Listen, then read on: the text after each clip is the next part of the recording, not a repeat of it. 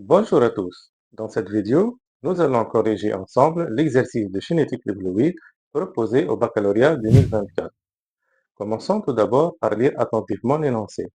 On se propose d'étudier chez la drosophile la transmission de deux couples d'allèles A plus A et B plus B, contrôlant chacun un caractère héréditaire.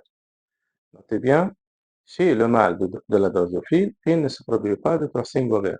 On réalise les deux croisements suivants. Premier croisement, on croise un mâle D1 de phénotype A plus B+, avec une femelle D2 de phénotype A plus B+.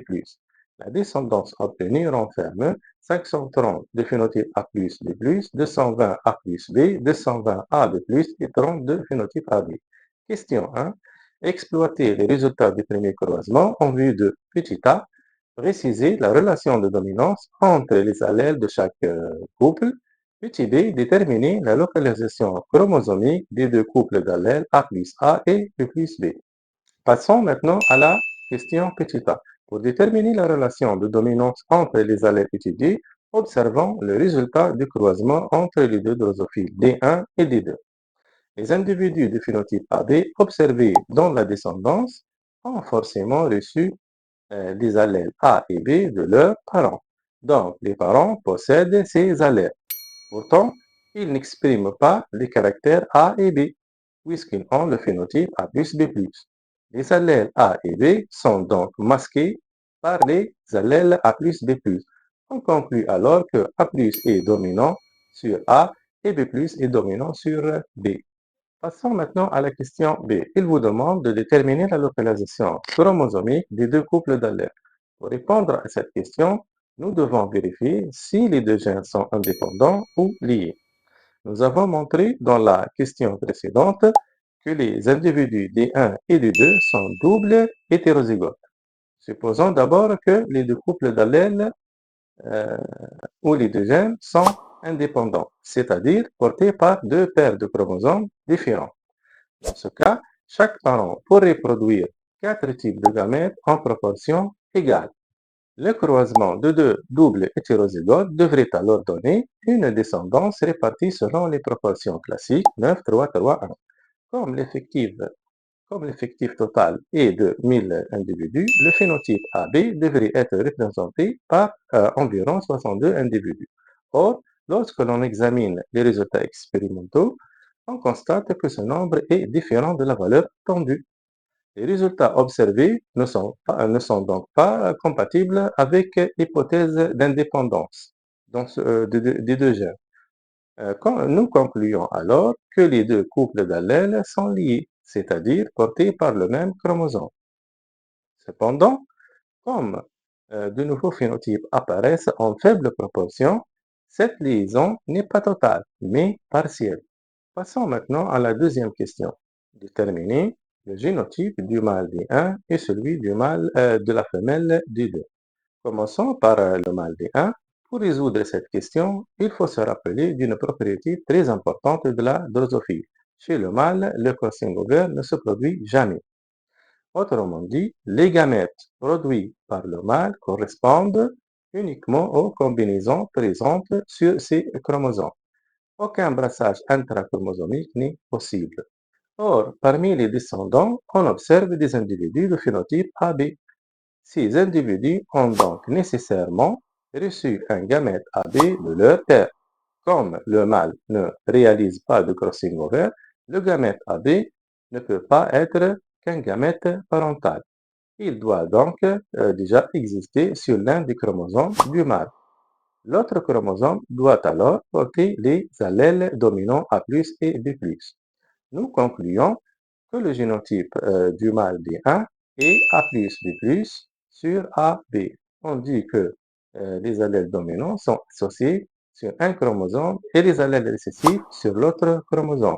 Cette disposition est appelée configuration 6 ou couplage. Passons maintenant à la femelle des deux. Puisqu'elle est également double hétérozygote, deux génotypes sont possibles. Soit A plus B plus sur AB, soit A plus B sur AB plus. Pour savoir lequel est correct, nous allons tester la première hypothèse. Supposons que la femelle soit du génotype A plus B plus sur AB. Dans ce cas, Les gamètes parentaux sont A plus, B plus et AB. La fréquence de chaque gamète parentale est égale à 1 moins P sur 2. La gamète AB aurait donc une fréquence de 1 moins P sur 2. Or, les individus AB représentent 3% de la descendance. Pour obtenir un individu de phénotype AB, il faut la rencontre d'un gamète AB produit par le père avec une fréquence de 1,5 et d'un gamète AB produit par la mère avec une fréquence de 1 moins P sur 2. Nous pouvons donc écrire 1 moins P sur 2 fois 1,5 égale à 3%. En multipliant les deux membres par 4, on obtient 1 moins P égale à 12%. Donc P égale 88%, mais ce résultat est impossible. En effet, la fréquence de recombinaison ne peut jamais dépasser 50%. Notre hypothèse est donc fausse. La femelle ne peut pas être du génotype A plus B plus sur AB. Il ne reste alors qu'une seule possibilité et A plus B sur AB plus. La femelle donc est des deux et donc du génotype A plus B sur AB plus. Deuxième croisement, on croise la même femelle des deux avec un mâle des trois, double hétérozygote de phénotype A plus B plus. La descendance obtenue ne renferme que des drosophiles de phénotype A plus B plus, A plus B et le phénotype AB plus.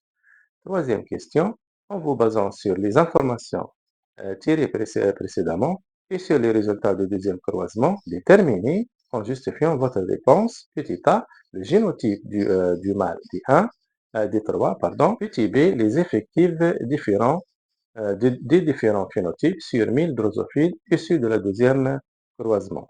Alors, commençons par la question petit a. La détermination du génotype du mâle D3. On sait que la femelle D2 a pour génotype A plus B sur AB+.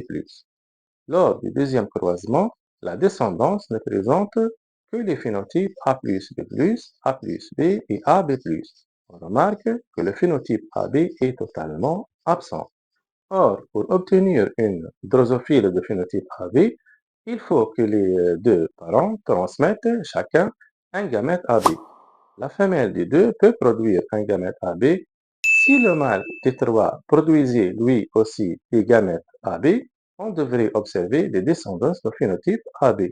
Comme ce phénotype n'apparaît jamais dans la descendance, on en déduit que le mâle D3 ne produit pas de la gamète AB.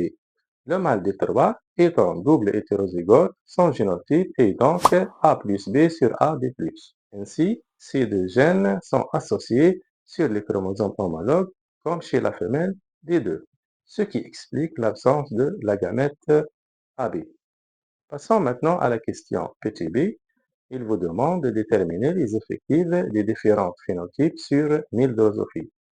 Nous avons déjà montré que le mâle des trois est de génotype A plus B sur AB+, et qu'il ne produit que deux types de gamètes, A plus B avec une fréquence de 1,5 et A B plus avec une fréquence de 1,5.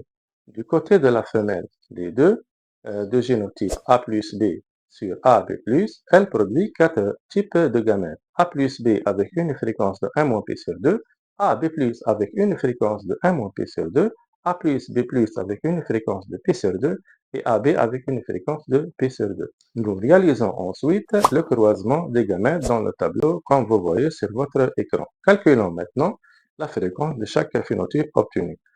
Premier phénotype A plus B plus, ce phénotype apparaît dans deux cases de tableau de croisement, fréquence 1 moins P sur 4 et fréquence 1 moins P sur 4. Il apparaît également dans deux autres cases de fréquence P sur 4. Donc, après calcul, la fréquence de phénotype A plus B plus est de 1,5 comme vous voyez sur votre écran. Deuxième phénotype A plus B, ce phénotype apparaît dans deux cases, 1 moins P sur 4 et P sur 4. Après calcul, comme vous voyez sur votre écran, on trouve que la fréquence de phénotype A plus B est donc de 1 quart. Troisième phénotype AB plus, de la même façon, la fréquence de AB plus est donc égale à 1 sur 4 comme vous voyez sur votre écran. Remarquons qu'aucun individu de phénotype AB n'est obtenu. Cela confirme que le mâle des trois ne produit pas de gamètes AB. Passons maintenant aux effectifs. La descendance totale comporte 1000 drosophiles. Pour obtenir les effectifs, on multiplie chaque fréquence par 1000. Comme vous voyez sur votre écran, on obtient donc pour le phénotype A plus B plus, 1000 fois 1 demi égale à 500. Le phénotype A plus B, 1000 fois 1 quart égale à 250. Et le phénotype AB plus, 1000 fois 1 quart égale à 250. Et je vous remercie pour votre attention.